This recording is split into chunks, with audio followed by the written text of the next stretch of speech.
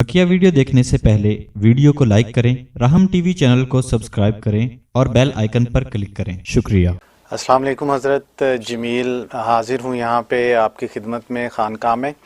हज़रत कुछ सवाल हैं। एक तो पहला सवाल ये है कि सूरतुल कौसर के हवाले से उसकी कुछ फ़जीलत बता दें। एक फ़जीलत जो ख़ास तौर पे मैं कंफर्म करना चाह रहा हूँ वो ये है कि इसके ज़िक्र से ख़ास तादाद में रोज़ाना ज़िक्र से हुज़ूर सल्लल्लाहु अलैहि वसल्लम का दीदार नसीब होता है।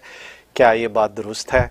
और अगर कुछ और फजीलतें हैं इसकी तो वो भी रायत फरमा दें। पहला सवाल इनका पहला सवाल तो ये है कि सूरह कौसर के माशा जमील हासन साहब जो है खानकाह में तशरीफ़ लाए हैं, इन्होंने 2-3 सवाल किए हैं। पहला सवाल सूरह कौसर के हवाले से किया है कि क्या सूरह कौसर की ये फजीलत है कि मखसूद तादाद में पढ़ा जाए तो रसूलुल्लाह सल्लल्लाहु अलैहि वसल्लम की ज़ियारत होती है।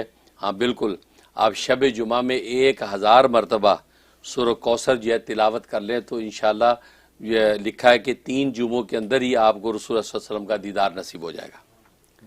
1000 मरतबा शब जुमा में सूरह कौसर आप जो है रोज़ाना पढ़ें, सूरह कौसर पढ़ें और दुआ करें तो इंशाअल्लाह जो है 2-3 शब जुमा नहीं गुजरते कि आपको दीदार नसीब हो जाएगा। और उसके अलावा तो फजीलतें हैं क्योंकि वो तो पूरा तफसीर का एक दर्स हो जाएगा।